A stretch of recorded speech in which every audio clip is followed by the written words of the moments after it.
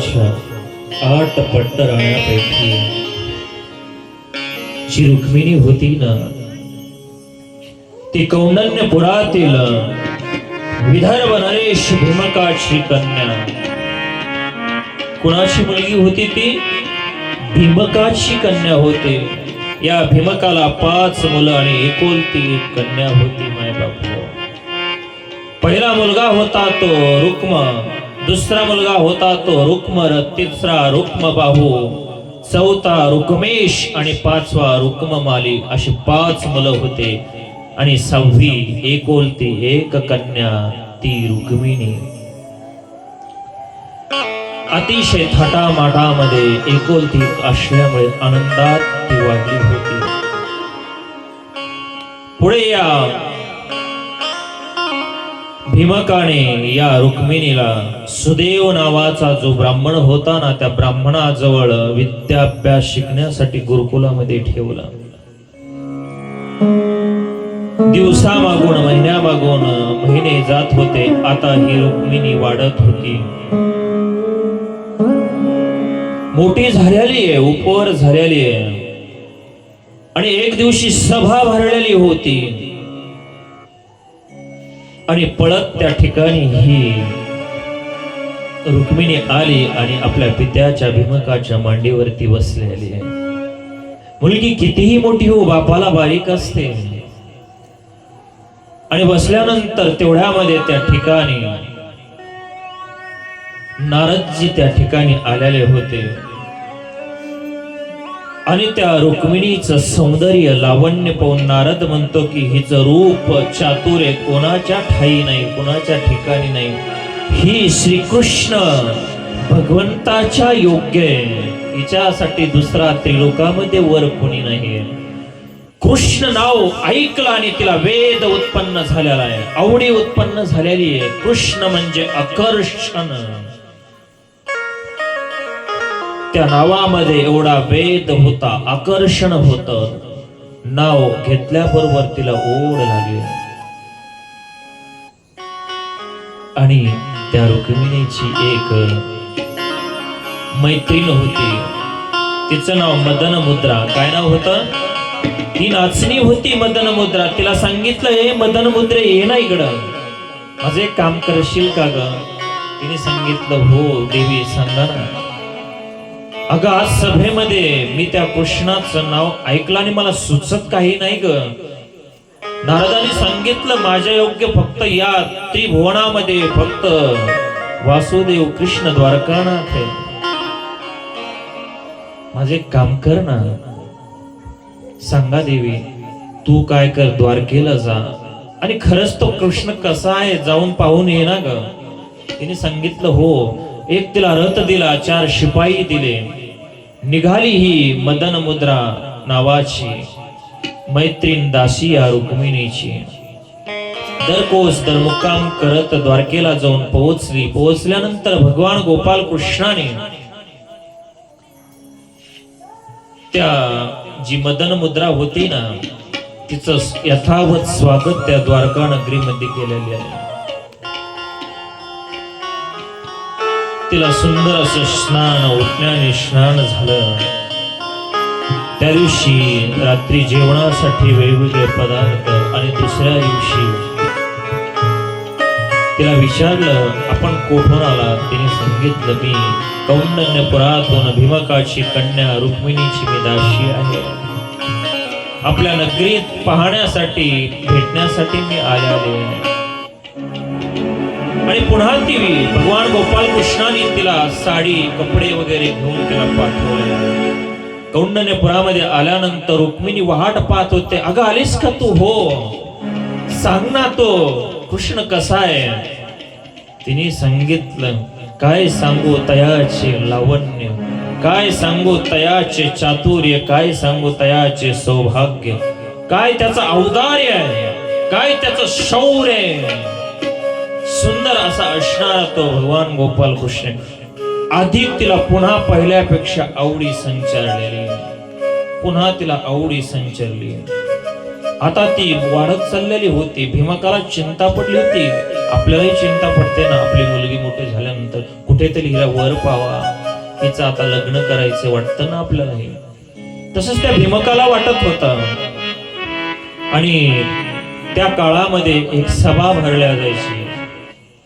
मुलीला कोणचा वर आवडतो हे पाहण्यासाठी सभा भरल्या जायची. सभा भरलेली माय बापू. आणि सभेमध्ये एक किन्नर गायन करण्यासाठी आला. त्या किन्नराने अनेक राजा महाराजांचे नाव घेतले. ज्या राजाचं नाव घेतलं तिला आवडत नव्हता, तिला काहीच कृष्णाशिवाय डोळ्यासमोर दिसत नव्हतं. ती एकटक खाली मान करून बसलेली होती. अनेक राजांचं वर्णन केलं, ती पाहत नव्हती वरती तोंड करून. भीमकाला ही चिंता पडली. आणि शेवटी त्या किन्नराने द्वारकानाथाचं नाव घेतलं आणि त्या रुक्मिणीने वरती पाहिलं. तिला आनंद वाटला कृष्णाचं नाव घेतल्यानंतर.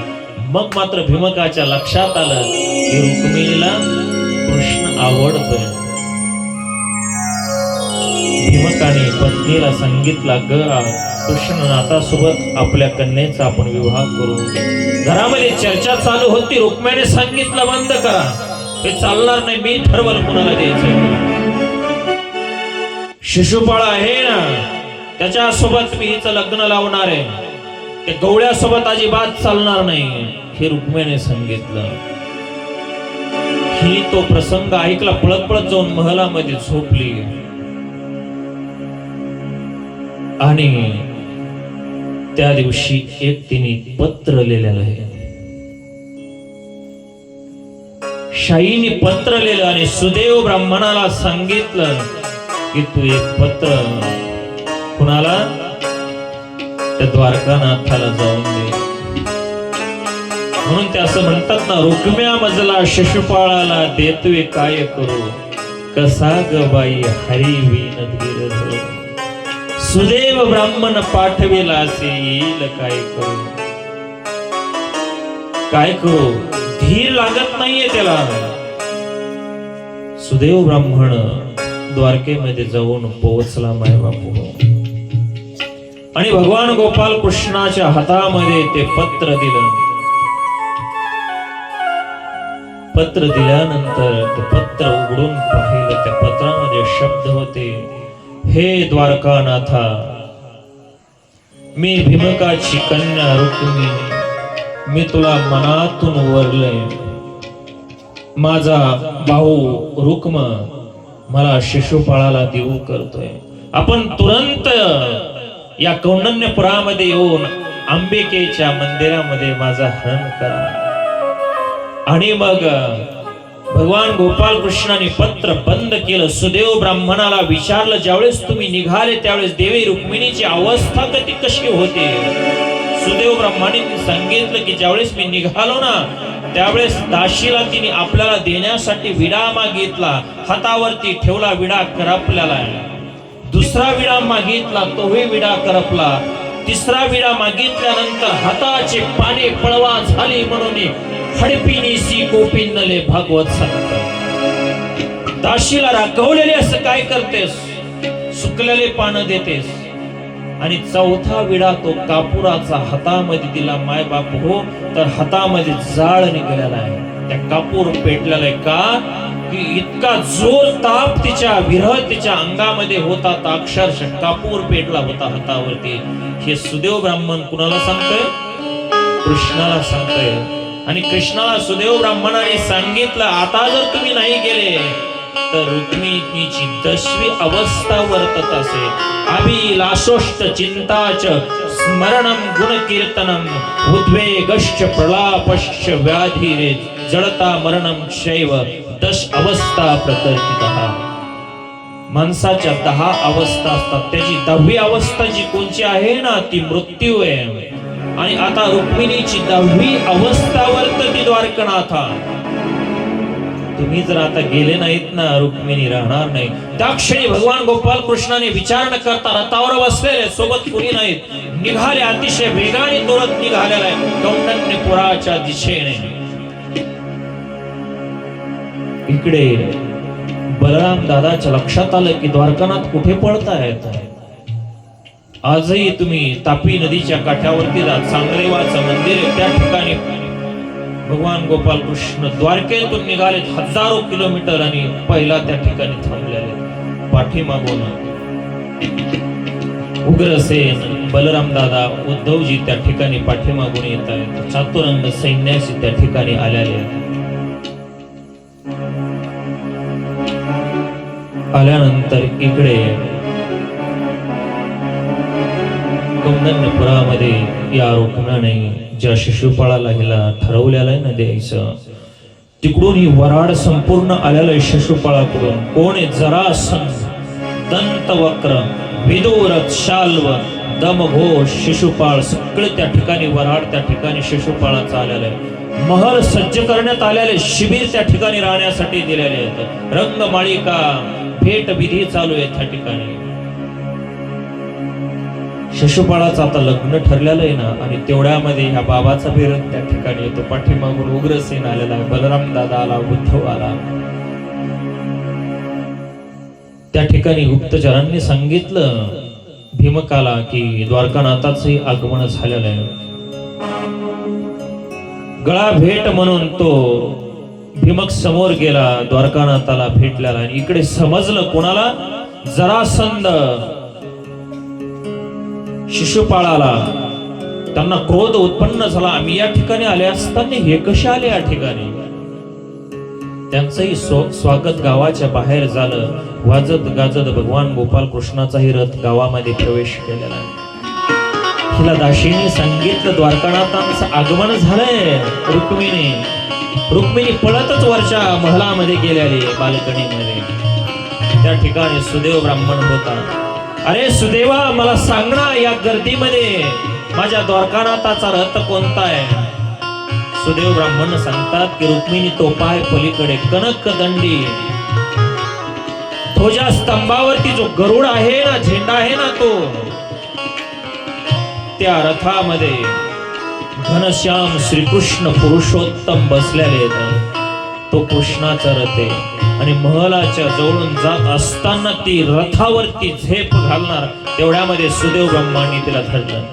अगं अजून वेळ थांबणार.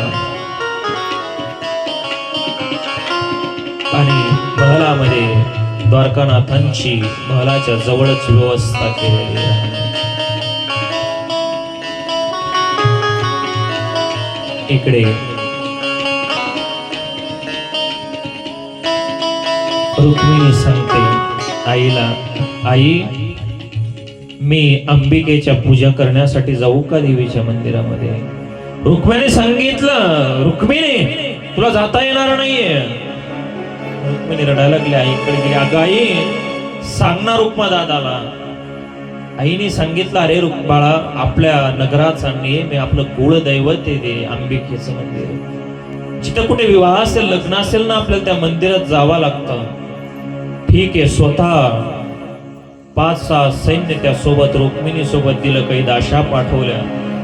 ते ताट तयार केलं, पूजनाचं गंध, अक्षदा, फूल, पंचारती त्या ठिकाणी. आणि रुक्मिणी निघालेली आहे अंबिकेच्या मंदिराकडे. त्या दिवशी तिला आनंद होता. अंबिकेच्या मंदिरामध्ये गेल्यानंतर त्या देवीला रुक्मिणीने नमस्कार केला. आणि नमस्कार केल्यानंतर देवीला सांगितलं, ग माझा पती द्वारकानाथ, माझा जर त्याच्यासोबत विवाह होणार असेल ना, मला काहीतरी तू सूचक जाणव ना. हात जोडले आणि पटकन हातामध्ये देवीच्या डोक्यावर तो फूल पडलं. तिला आनंद वाटला. पूजन केलं, बाहेर आली. सुदेव ब्राह्मणही सोबत होता.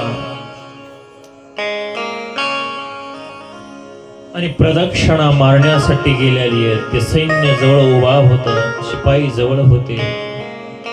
सुदेव ब्राह्मण जवळ गेले आणि त्या रुक्मिणीचा हात धरला. आणि भगवान गोपाल कृष्णाला सुदेव ब्राह्मणाने सांगितलं, कृष्णा, ही देवीशी श्री करे देवोनी रती वाहुनी न्या. ही तुमची देवी आहे ना बाबा, ही सांभाळ तू, आता तुझ्या स्वाधीन केली मी. भगवान गोपाल कृष्णाने रुक्मिणीचा हात धरलेला आहे त्या गर्दीमध्ये. आणि विराते मनीतले आम्ही नोरी नेत असो. अशी मेघ गंभीर वाणी त्या ठिकाणी भगवान गोपाल कृष्णाने केलेली. त्या रुक्मिणीचा हात धरला, आपल्या रथावरती बसवलं. जे शिपाई जवळ होते ना, ते भगवान गोपाल कृष्णाची मूर्त निहाळीत पाहत होते. हात जोडलेले भगवान गोपाल कृष्ण देवीला घेऊन जातात. बरेचसे दूर चाललेले गर्दीतून. आणि मग जवळ असणारा शिपाई म्हणतो, अरे काय बघतोस, देवी घेऊन जाईल, आपल्याला कशाला पाठवलं म्हणजे इथं? अरे आपल्याला तो रुक्म्या संपवून टाकन, चल त्यांना मारण्यासाठी. आरडाओरडा करायला लागलेले आहेत की द्वारकानाथाने देवी रुक्मिणी देवी पळावलेली. सगळा हाहाकार झाला त्या कौंडण्यपुरामध्ये. कानोकान ही बातमी रुक्म्यापर्यंत पोहोचली. तिकडे तो जो विदुरथ होता, शालो होता, दंतवक्र होता, क्रोध उत्पन्न झालेल्या सगळ्यांनी आपल्या तलवारी काढल्या, रथावरती आरूढ झाले. भगवान गोपाल कृष्णाचा रथ कौंडण्यपुराच्या बाहेर गेलेला होता. बलराम पाठीमाग होता. प्रचंड असं युद्ध सुरू झालं. शाल्व त्या ठिकाणी समोर आला, शिशुपाळाला. प्रचंड त्या ठिकाणी युद्ध सुरू झाल्यानंतर बलरामाने आपला जो हल आहे ना,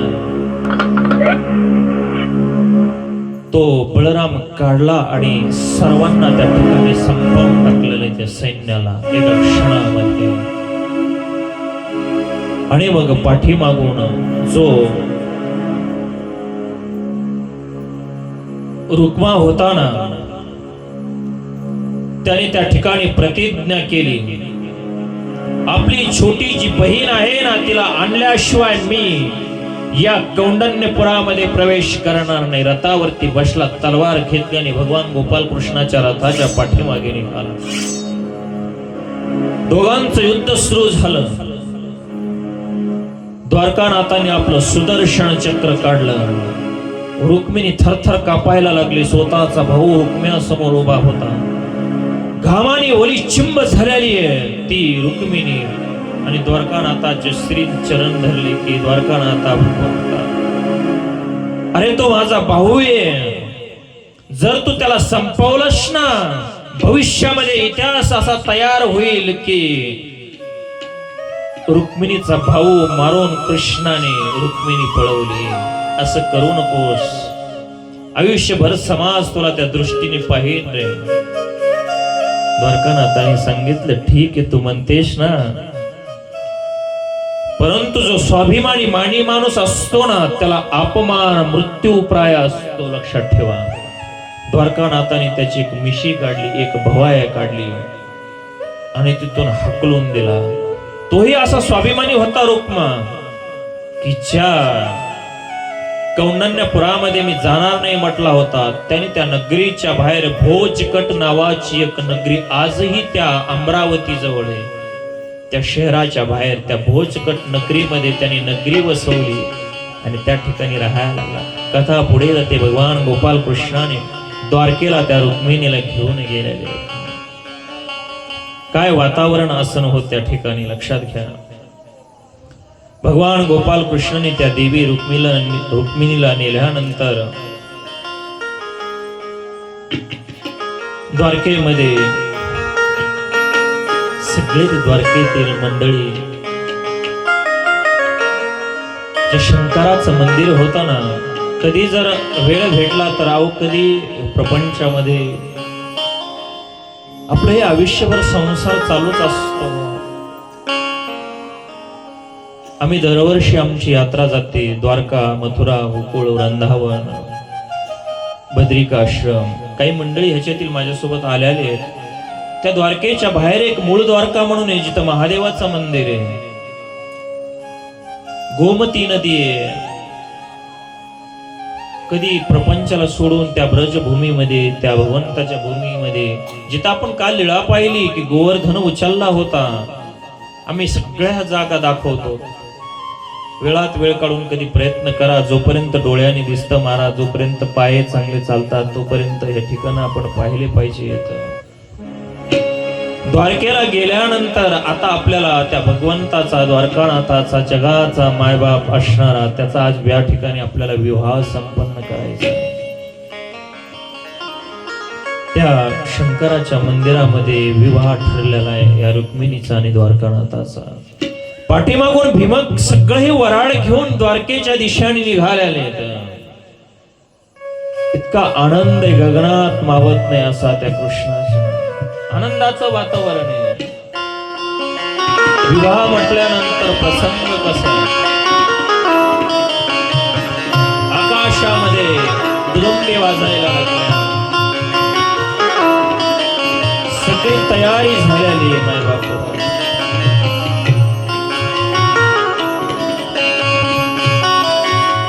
करायचा ना सोहळा त्या भगवंताचा.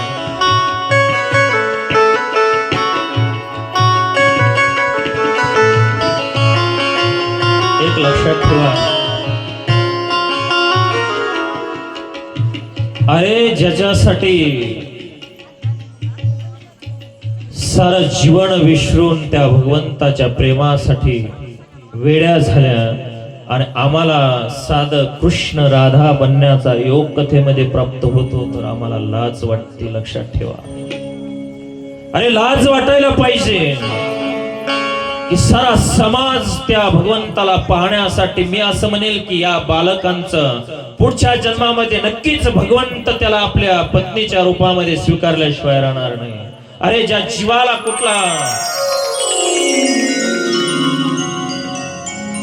कुठलीच त्याला निर्विकल्प असा असणार हे दोन्ही बालक या ठिकाणी त्यांना योग प्राप्त होतो. कुठली लाज आहे. अरे आम्ही ज्यावेळेस कथा करतो ना मोठ स्त्रिया त्या ठिकाणी काय रुक्मिणी कृष्ण बनतायत, आम्हाला लाज वाटते. त्या भगवंताच्या पत्नी, अरे तू माझा धनी आहेस, तू माझा मालक आहेस, सगळं तर तू आहे, तू माझा. लाज कसली त्या भगवंताची पत्नी होण्याचा. कोणालाही तो योग प्राप्त होत नाही माय बापू. हो, भगवान गोपाल कृष्णाचा विवाह ठरला त्या मूळ द्वारकेमध्ये. लक्षात ठेवा, त्या ठिकाणी आनंद आहे. देव दैत्य दानव राजे ऋषी त्या ठिकाणी विवाह करण्यासाठी आलेले आहेत.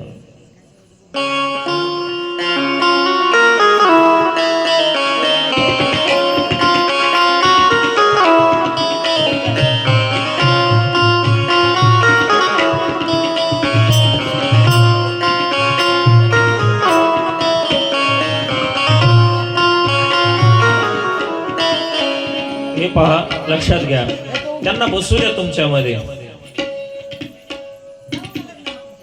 ऐकून घ्या, आम्ही शब्दाने त्याला भावना कळते, ते आमच्या समोर आलेत ना, आम्हाला त्याच्यामध्ये आनंद आहे. अरे हे पात्र आपण मोठ्या मुलींनी करायला पाहिजे. निर्विकल्प असणारे ते समोर आहेत ना, त्याच्यामध्ये आम्हाला आनंद आहे. आम्ही शब्दाने आमचा उत्सव आम्ही संपन्न करतो. बसू द्या, तुम्ही बसून घ्या. छान आहे काय ठिकाणी, बसू द्या त्यांना, पाठावरती बसू द्या.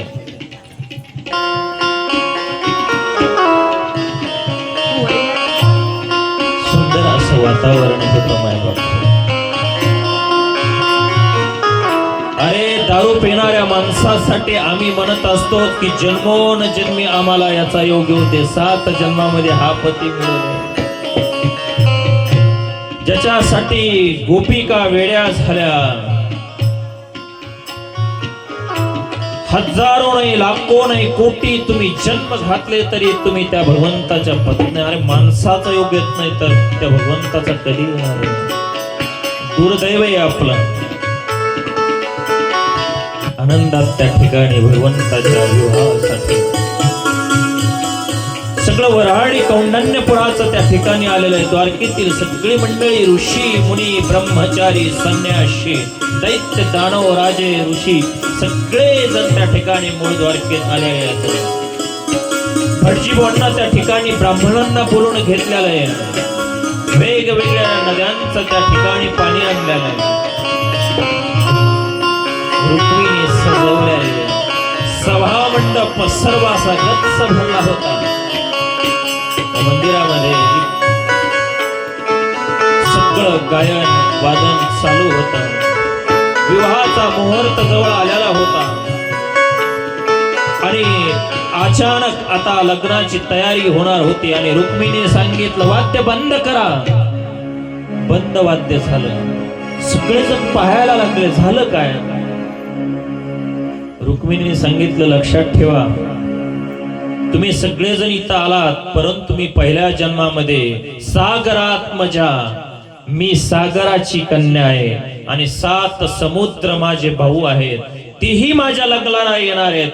प्रचंड अशा त्या ठिकाणी जवळ असणारा समुद्र खवळलेला आहे. आजही मूळ द्वारकेजवळ समुद्र आहे. प्रचंड आवाज करत होत्या लाटांचा, तो समुद्र जवळ येत होता. सगळे भयभीत झाले, कारण जो पती निवडलेला होता ना, सगळे उठायला लागले. आता एवढा समुद्र या सभामंडपामध्ये कसा बसेल? पण लक्षात घ्या, ज्याची निवड तिने केली होती ना, तिला सांगितलं, रुक्मिणी तुझं केवढंही वराड येऊ दे, ते ठिकाण माझं. हात वरती केला, आपल्या हाताचा एक रोम म्हणजे केस त्या भगवंताने उपटला.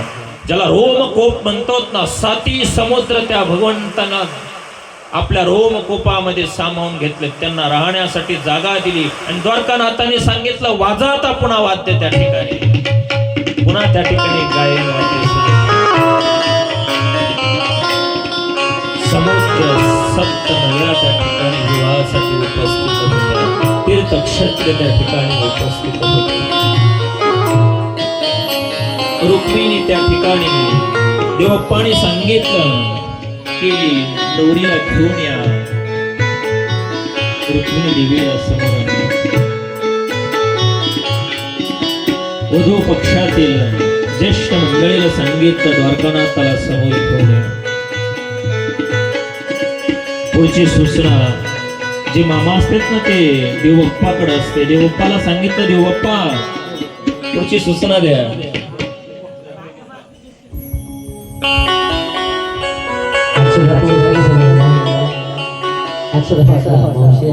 मोरेश्वर सिद्धिदो बल्लाळ मुरडो विनायक महा चिंतामणी सेवर लीलाद्री गिरिजात्मक सुमनदो विघ्नेश्वर